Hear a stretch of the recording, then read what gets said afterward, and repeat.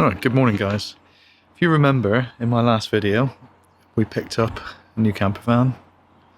Susie, behind me. Well, we went to Busfest, and you saw us go to Busfest in one of the last videos. On the way home, we got to a place called Alden Hill, and it's quite a steep hill near Exeter, in Devon.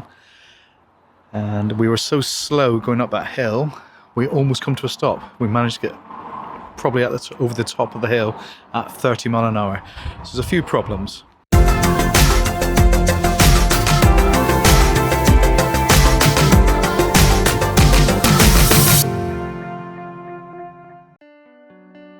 I did a scan on the van when we got back, and it came up with a 17964 error, which is charge pressure control negative deviation. Well, in this video, I'm going to show you what I did to sort it out. So as you can see, I've removed the intercooler, and the first thing I did, matter of course, is I replaced all the vacuum hoses with silicone pipe. Something I've done on previous vans. Everybody recommends doing it because a 17-year-old vehicle, these hoses are going to get quite brittle and old. So everybody recommends replacing them. So I've replaced all them. And while I was here, I noticed, I don't know if you can really see it at the back here, there's like sooty deposits. And I thought, well, that's really, really strange. Really strange. I checked Allen screws coming into the EGR here, and in this one here, the thread is stripped, as you can see. So what happens is you've got a leak. And I don't know if I can show you that properly now, but that there, it's blowing by, it's not holding the pressure. So I've got a new EGR valve ordered, which we're about to replace, and hopefully that is going to fix our problem. So we've removed the old EGR valve, and just thought I'd show you how gunked up an EGR valve gets. And this van has done just under 80,000 miles. How much gunk it gets. So it's a good idea to keep them clean. People did used to blank them off, but that has become a failure on the MOT now. So some good carb cleaner or something like that, and a toothbrush and a bit of time. Or buy a new one, like I have. So I ordered mine from Germany. There's a website called Autodoc, and they were immensely cheaper than anybody I could find in the UK, and this is it. It comes with a gasket. I was concerned whether I was going to get that, and only thought about that yesterday. So here we are. This is our brand new EGR valve.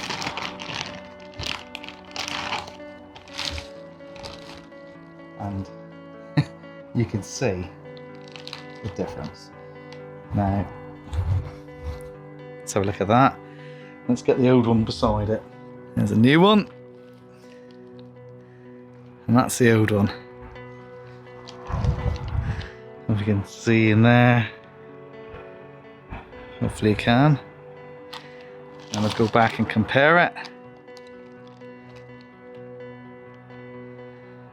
And you see that is two. The difference is just immense. I've also noticed one other thing. Now, I don't know if this was a change in design, but see how that is different. One is bent. Now, I don't remember any of my old T4s being like that either, so maybe that indicates some damage as well. Anyway, let's get them swapped over. So the kit, or the EGR valve, didn't come with a second gasket, so I'm going to now quickly make a gasket out of some gasket paper. So all I've done is I've traced the old gasket onto the paper, and I'll just cut it out.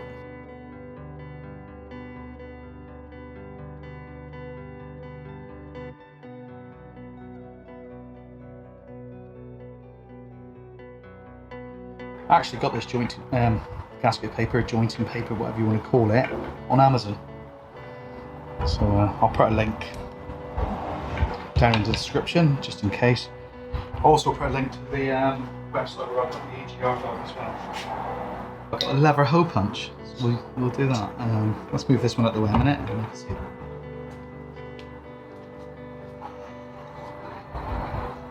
So I've got this here, it's a lever tool, but let's see if that works.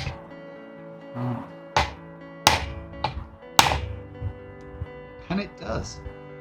What a brilliant thing. I'm going to do that one.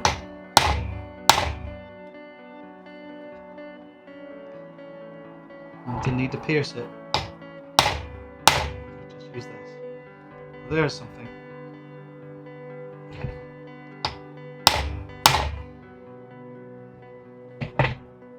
There you are, look at that. That's not bad, is it? That's not bad at all, I'm quite pleased with that. So I'm going to put a little bit of gasket. Sealer.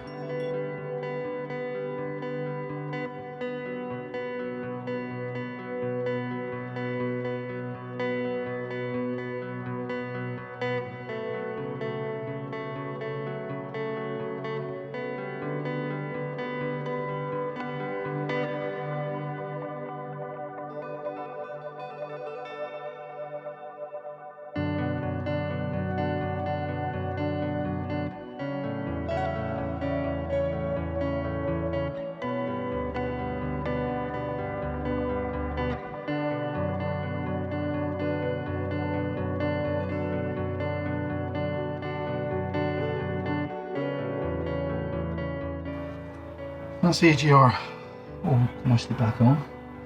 Now something I noticed when I took the intercooler off is all the bobbins, apart from that one, were broken. So I've got myself some new ones. So now, just got to remove these old ones.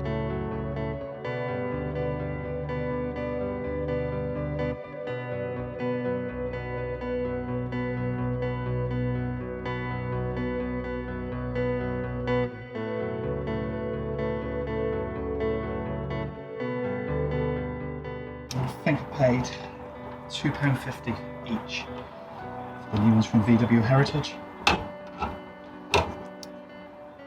Sometimes it's just not worth cutting corners.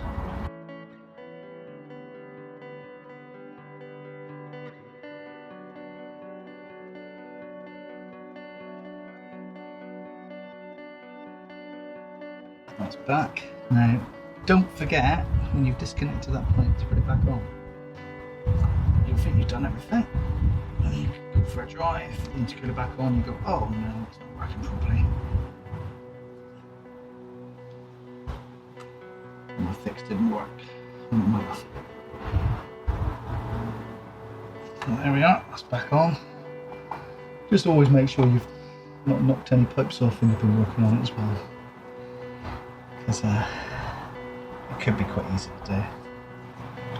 In the right sort of state now to put the intercooler back on. It's a bobbin, so right by address. I didn't get the price quite right, they were $3.75 each. But hey, $3.75? It's not worth not doing, is it?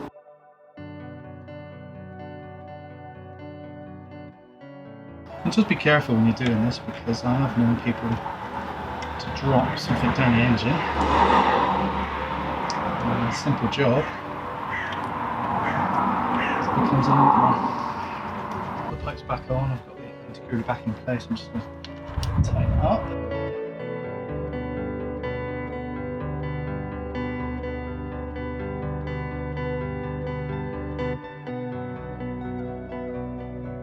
While I'm doing this, I'd just like to say, you know, if you're liking the videos I'm doing, you know, give me a like. You know, maybe consider subscribing to the channel. There's a bit of variation. Do some actual work on my vehicles. Go camping, we have some adventures, do bits and pieces.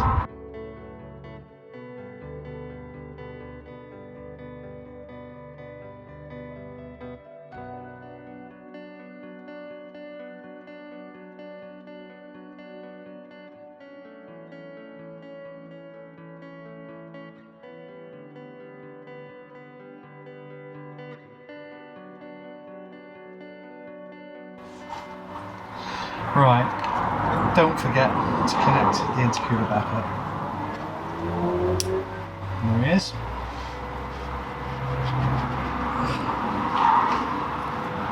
A little bit.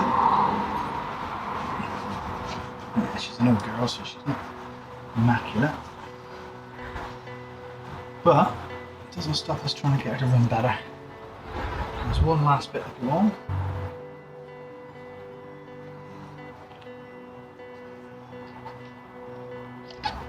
And that's this piece here. And quite often these are broken. This one here seems to have clicked on nicely. Just a wipe. Give the old girl a little bit of a clean.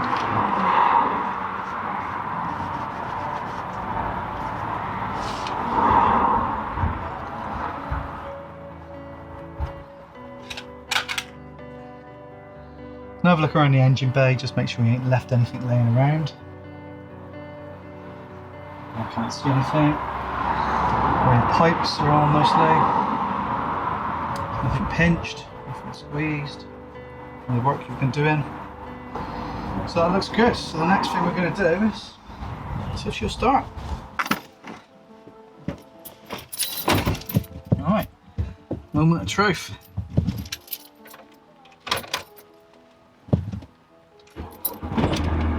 And she fires up. That's a really good sign. Okay, so we've done the intercooler. I'm now going to take it for a test drive. I'll just put some turbo clean in as well. So maybe that will make a difference.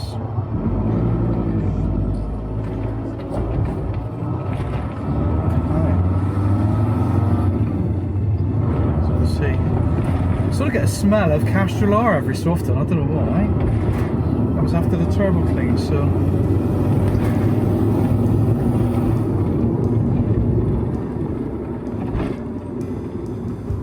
gonna have to see what happens once we get to a hill, because it really doesn't make much difference in the flat.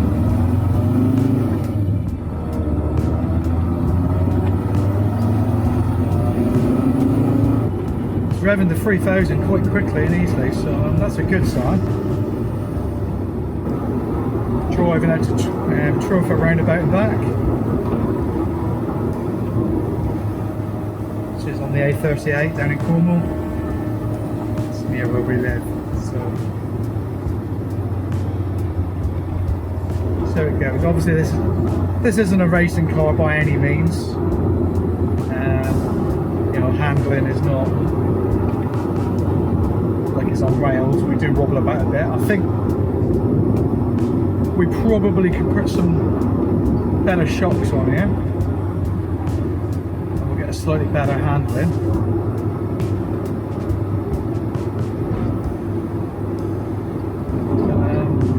So here we go.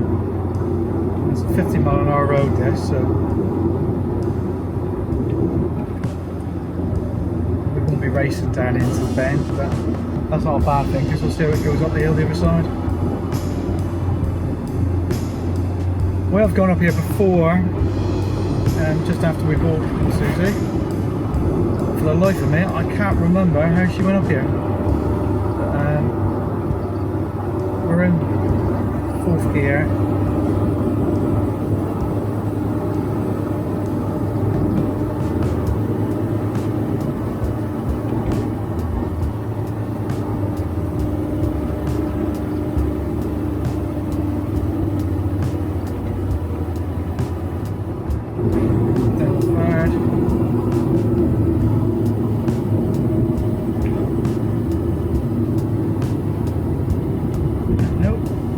Doesn't seem to make much difference.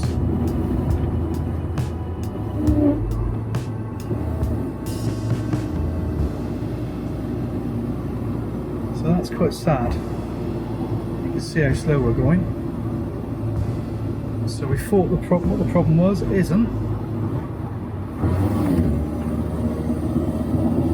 So I'll scan it in a minute. We've got some idiot who's going to just try and fly around me now. On double whites, but he's got a Ferrari, so that makes all the difference. I'll take it.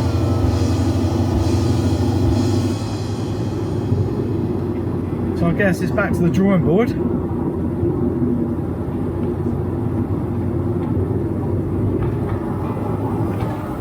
If anybody's got any ideas, we've replaced the MAF sensor, all the vacuum hoses,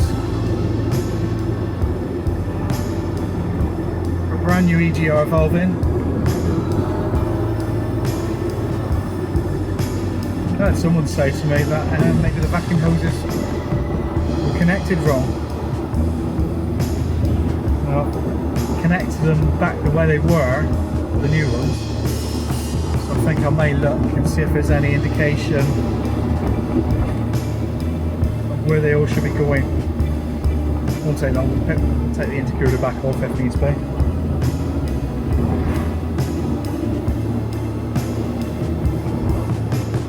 Be a video that doesn't come out straight away until we find out what's wrong with it.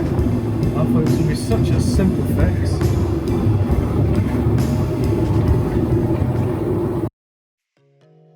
As you can see, Susie is actually going properly.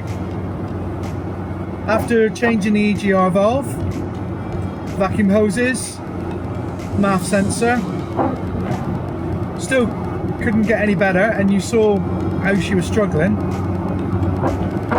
Well, we ended up speaking to Rob at Cobra Transporters in Plymouth, and he helped us out. The van, Susie, went into Cobrooks, and we suspected it was a possible collapse of the catalytic converter, which would only show itself on the boost. And that's exactly what it is. So Cobrooks have replaced the catalytic converter, and apparently it wasn't without its problems. And here we are. Susie is now going like she should. Shame it's raining. Not struggling on the hills anymore.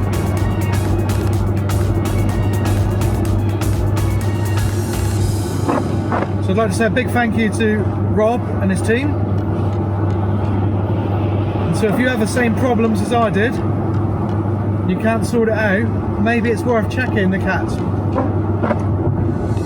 Just never know. Anyway, if you enjoyed this video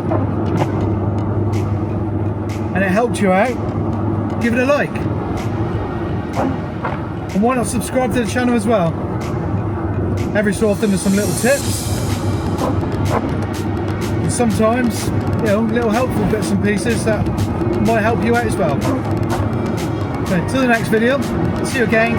See you later guys, bye.